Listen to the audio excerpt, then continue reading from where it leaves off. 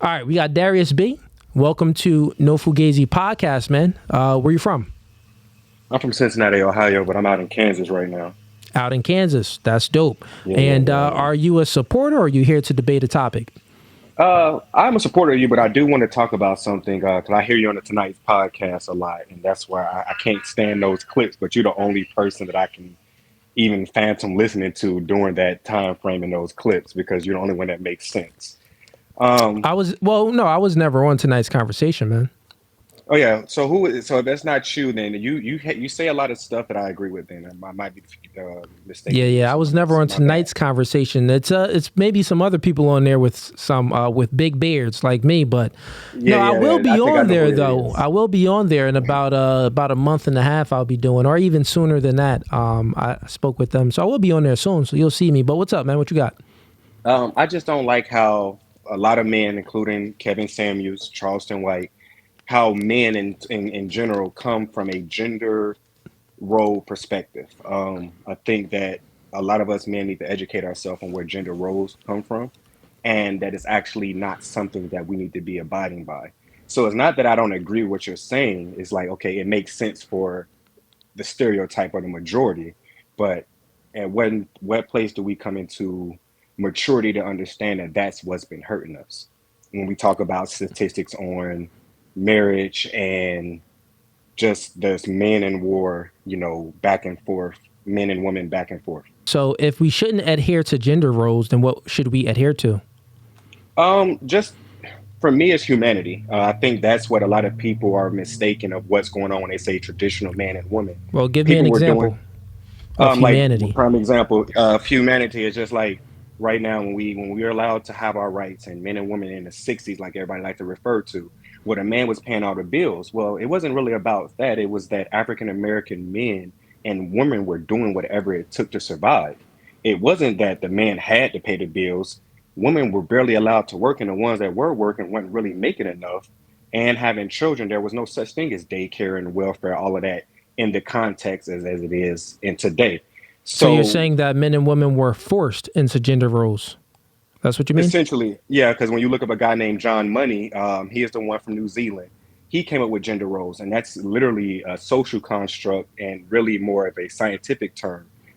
And that's You why I think so? debate gender role. It's kind of a fact. I'm not going to be. If you look up who John Money is and you see what he did, he's from New Zealand. He's a scientist, an extremely smart guy. Yeah. Um, but it was two twins that were Give born. me They your couldn't. so we're speaking on the same thing. Give me a quick definition of what gender roles is to you, because maybe I'm thinking about it differently than you are. Okay. A gender role is a social construct and what you want to be. So how they say there's 11 genders, that's what that is. What our sex is male and female, but you can choose your gender, and that's why I say it's a scientific term because people can choose whatever they want to be. Yeah, well, Metro. it's always gender is a word, and it's always gender has always been specifically tied to male and female. It's always been tied since I the think word that's where even I'm came having the about. problem. Yeah, since the word even came about, it's been tied to male and female and the motivations and inclinations that male and female have, the desires and things that we have are different. So Correct. gender roles isn't a social construct. If you just peel the layer back, you get all the way to the root of things. I always say on the podcast, manipulation happens when you focus on the effects and you don't get to the root, the cause of things. So let's just Correct. speak about it, right? So men, since let's bring it all the way back to the beginning of time, thousands of years ago, it was one man and one woman. The man is stronger than the woman, right? The man Correct. has less estrogen than the woman. The man has more testosterone than the woman. So that means that the man has going to be stronger and he's going to be less emotional than the woman, generally speaking. Women are more neurotic, so they feel more negative emotions than a man. A woman gets her period each month when she hits puberty. A man doesn't bleed from himself each month, so the woman is going to be more irritable than the man because she gets her period each month, because she's higher in estrogen. So you have to look at it from a biological standpoint that women need men for survival value. Men only need women for replication value. So if you have an island and there's one man and one woman, well, gender roles is not a social construct because that man is going to do his role to protect and to provide. The woman is going to do her role to bear children, to be the man's helpmate. So it kind of just falls right into place when you're looking at it, when you peel all the things back, all these other social constructs that we have and influences that was put on us, when you strip everything back, talk about Adam and Eve. No, the roles is the biology. The man's biology is different than a woman's biology. So they're going to have, different proclivities. A man has a natural proclivity to compete, right?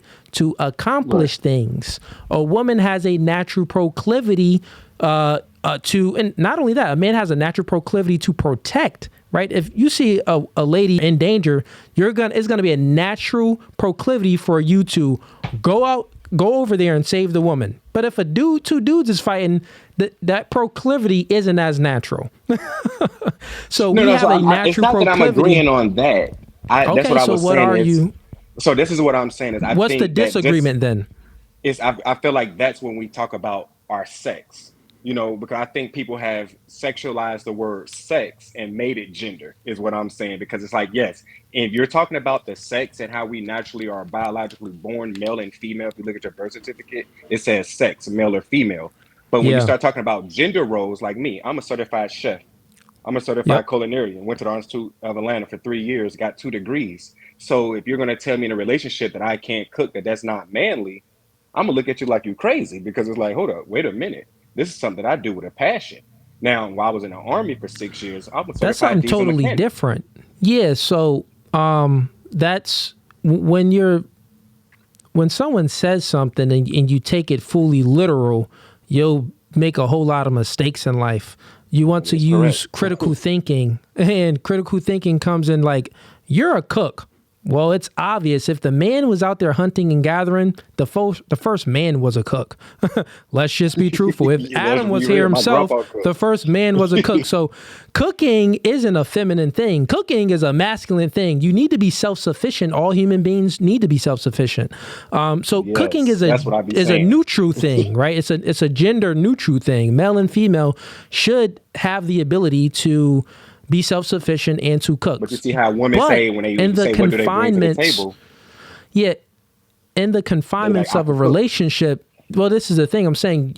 When you take everything as so literal, your mind would fall into certain ideologies that would kind of, bring you away from the truth. The truth is that in a relationship, when we're talking about gender roles, we're talking specifically about a relationship, and there's always exceptions to any rule. You happen to be a cook and you're going to be cooking and stuff, and you make money off your cooking. Let's say you're making money off your cooking.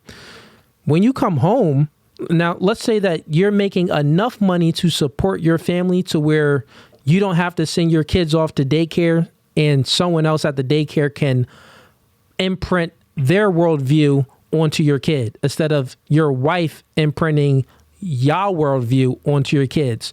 So the best thing to do is the woman, if you're capable and have the bandwidth to support the family, go out there, make the bag, and your woman is at home working, but you're a chef.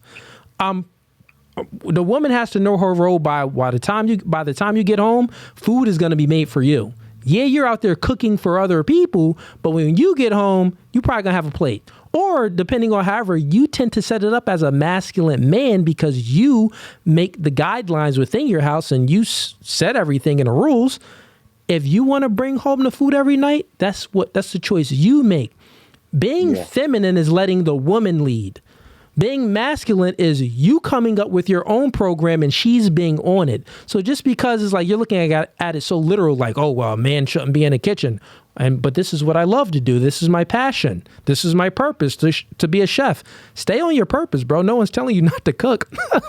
That's what I'm not going to do it. And I think that's what I'm getting at is because I'm 30, about to be 31. And I see a lot of young men and women. I see a lot of young men. So I just need a woman to cook, clean. And I notice that they can't do it. And so for me, I agree with you and I understand you. And I like to put things out there. It's like, I wish that we move away from the genders and, like you said, is understanding that, yeah, you can get your woman to do that, which is extremely ideal. But when we look at society right now, at least 60 to 70% of us cannot do that. And so for the common man to even think that, oh, a woman's supposed to do everything or not supposed to be a father, it's like, bro, when you come home from work, you shouldn't just be taking off your boots and making her do everything. You need to be helping with the homework. You need to be helping cleaning. If there's more cooking to do, you need to be helping with that. Whatever it Well, is to make it's the not a dream work. need. The thing is the man should lead. So Yeah. the man only needs to do what he has to do to properly lead. Now, whether if that's helping out with certain things at the home, then yeah, he needs to do that.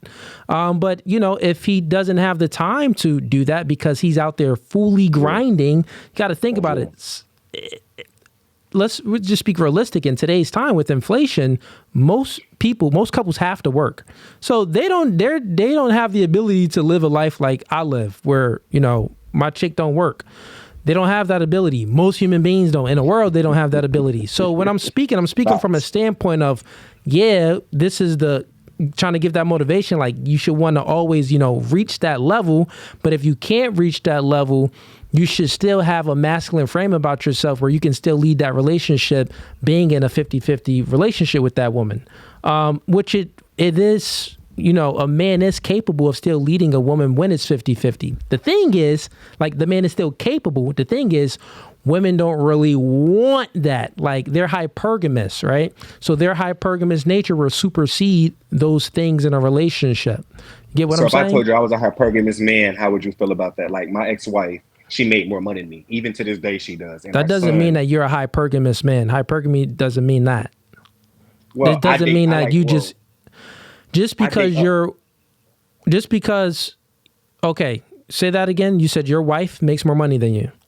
Well, my ex-wife. So when I was your dating, ex-wife even now, made more money than you. Yeah, and even when I look for women, I say that I'm hypergamous because I date up in social class. I will either my level or up, but I don't believe in hypergamy where we date down. I don't believe in that. Got it. So you want to date up, meaning that you want to date a woman that's making more money than you financially. Or meant like, cause so when we talk about social classes or classism, it's not just about money, but I do date like either my level or above. Yes. Hypergamy comes with a multitude of different things. Like, women have a natural proclivity to want a man taller, stronger, makes more money, more competent. Do you want that? Well, I want a woman that makes money. She's natural, she's educated, and she's multi-talented like me. And that's not the common thing. But do you desire? Yeah, so you're not hypergamous. No man is. I'll prove it to you. Do you desire, like actually desire, and would prefer a woman to be more competent than you? Like, would that make you feel, put it like this, would that turn you on if the woman made more money? I think, and in a sense, I'm going to say this, and I hope people can understand it. In a sense, yes, and real quick, would it turn you on intimately? I think so, because it'll give me something to So you're telling me that a woman making more money would make your dick hard? Well, not necessarily the money. It's the education, the knowledge that I can gain from her. The money you think, and you're saying that would, more blood would go to your penis area because she makes more money than you? Yes, because I do not like women who are not educated. It frustrates me. Totally fine, women that's not educated, but you're stating that, okay, got it. So a pretty woman, a woman that's a 10, right? She's a 10, but she only makes enough money to support herself and to really go 50-50. But she's very attractive, right? Or a woman that's, a 5, but she's making enough money where you don't even have to work. What are you going to be more inclined to take? I'm going to be honest. I would say the adjustable 6, and I would take the adjustable 6 over a 10. This guy said adjustable 6. I'm just talking about a 5. Something that's just average, man. Something that's just average. Okay, I would say, if in that case, I would say the average woman, because just from personal experience, I can't speak for all men. Women that are 9s and 10s are rare, and 2, they have something that I just do not like about them. But I do like beautiful women. One second. Woman, yes. I see a lot of people coming in. We got 6. We got, I think that's how you said, SYX. We got Witty 300. We got Bree. We got Brian Thompson. I'm gonna bring y'all up in a little bit. I mean, this isn't really Okay. a debate. This is me trying to understand you because you're saying Right. that you're hypergamous, which is still truly hard to believe. The hypergamous nature in a woman, a man can never adopt that same carnal nature as the woman has, because what it does is a woman is actually attracted to the man that's taller, stronger, makes more money, that's more competent than her. She's not looking for her equal, and she doesn't want to date down. She's actually looking for a superior. You're stating that you don't want a superior, but you would take a woman that is, making more money than you. But on every other aspect, you still will want to be superior. Do I have it correct? Yeah. And I would say that, but when I look at the definition of hypergamy, it's the practice of marrying or dating someone who has a higher social status. It's not always about the money. And that's why I was debating about gender roles. I do not do gender roles because once you start having conversations in real life, people throw those gender roles on so hard. And it's hard for a person like me to thrive or even understand them because it's like, that's unfair. I feel like we're all equal and we should go where we appreciate it at that same level or above. Hypergamous We'll is go not a back male to or a gender female thing. roles. We'll go back to gender roles in a second. Hmm. Let me ask you a But I feel you on the question. hypergamous. Yeah, well, let me ask you a question because I want to nip this in the butt. Pause. No diddy. You said that you're hypergamous. You would prefer to date a woman that's making more money than you. Do you now? I'm going to ask you questions about yourself in this dynamic. Men, we have a natural proclivity to be the superhero in a woman's world. We have a natural proclivity to want a woman that is usually less experienced, that maybe haven't been in a BMW if we have one, that maybe haven't been to Cancun if we're taking her there, because then if she gets in the BMW or the nice luxury car, she's going to be wowed. And men, we have a natural proclivity to appreciate that. Like, I want to show a woman a good time. We also have a natural proclivity to show a woman a good experience. If a woman, been to Cancun many times and we take her there, she's gonna be like, "Oh, okay, cool. This is nice." But if she's never been Amen to there her. before, she's like, "Oh my gosh, Darius, look at where we are. The water is so clear. I never been here. What's that's gonna do to you, Darius?" Facts. You're gonna be like, "Dan, I feel like the man." Not only that, you're gonna be the superhero to her world. Now, I say that, and my question is this: you don't want to be the superhero in a woman's world? I'll be If honest with she's you, and I'm making more money and more experience than you, right? If mm, she's making more money and more experience than you, how can you be her superhero in her world? I think that's why I differ from a lot of men, and that's why I think Got it. So that's you why don't want to be you I don't want to want be to be the equal. superhero. You want to be I equal. want to So be yeah, equal. you Yeah, 'cause I come from the military. I started at 18, where we didn't see gender roles. It was, hey, you go to the yeah. range, you can do the range. I I'm a would say mechanic, you can that's pick a up that battery. Yeah, I would It's say that's real. a social construct, Darius. So egalitarianism is a social construct. To look to try to equalize everything is a social construct, and it's a socialist mindset. It's a communist mindset. To take it a step further, A it's a lot of people say Marxist that too. mindset. It's a Marxist mindset. To take it a step further, it's the spirit of Cain. I It's heard you the speaking on that. That's spirit why I of came on. Cain. And I'm sure that's why you came on. Because did that make sense, though? I'll say it again. Maybe the audience didn't hear it. To why it's the spirit of Cain is because Cain felt jealous and envious of Abel because Yep. God favored Abel's sacrifices better, meaning that Abel outcompeted Cain when it came to giving sacrifices. Cain didn't like it. He wanted to equalize everything. So he was like, God dang, I can't equalize everything. Let me go ahead and kill my brother. So he killed That his was wild. brother. Right. And that spirit, right, that same spirit of enviness, of not wanting to assert yourself and to do better and to be the superhero in your story is the spirit of Cain. This is what trying to tell you. It's a very Well, yeah. feminine mindset. Well, can I say this, and I'll let you go to other people, and that's what I fight against because I do agree with you on that, but I Wait, also had to real like, quick. I got you. So what you're speaking about in your mindset, do you understand that that's actually a social construct? Yes, and I fight against that too because I don't believe everything is equal. And that's why I say when I come out into society, people don't understand what I'm saying. They either like it's black and white for them. Either I'm on the feminine. It's like what I'm saying is I don't want that Cain and Abel situation. One, I'm an Okay. atheist, and for a lot of reasons. But two, is Okay. because it's like I'm looking at the situation as we're human. Me and you are both grown. Just like if I go to IHOP across the street or wherever I go, when I meet another human being, I'm not looking at her. I'm coming to her because I like the essence of her, and I'm hoping that she can add value to what I have because I'm a hard worker. I'm a veteran. I got 2 degrees. I'm a father. Yeah, I I, put I in think work. real quick, I So get what you're saying. A woman that you bring into your life, she should add value to the man. We don't. I'm not ever saying that you should get with a woman and she should just be, in a home not adding any value. No, she should add value to your life. And this is what I'm saying when I asked you about wanting to be having the desire to show a woman a good experience, not being with a woman that's already experienced everything because. And you said that maybe you're a little bit different. You don't really care about, taking a woman with baggage and that makes more money and all of these things. We all know that to make $100,000 a year, I think less than 20% of the population makes that. no, you So can do that. in order to make that, you need to build up certain characteristic traits. And inherently, those characteristic traits that you need to build up is masculine traits like being assertive, being dominant, being non-agreeable.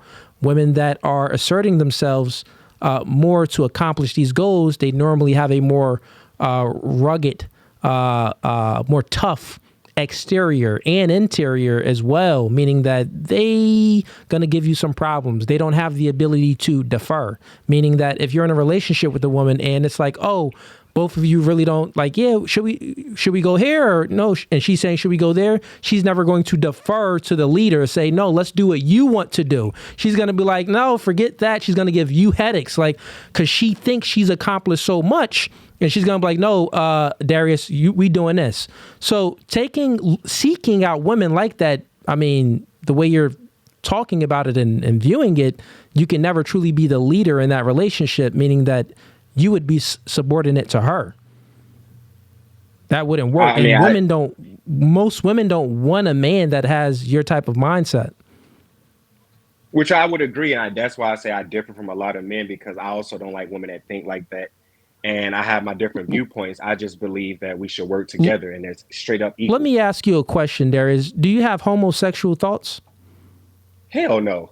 No. Okay, no. so you're not gay at all. That's crazy. No, I'm heterosexual very much. I'm married with a kid. I got an 8-year-old son. Just wondering, man. Just wondering. Gotta check sometimes, man. Gotta check. Buddy, hey, brother. No, women go straight to that question. Like, so if you like that clip and you want to watch more, click right here. But if you want to watch the full episode, click right here.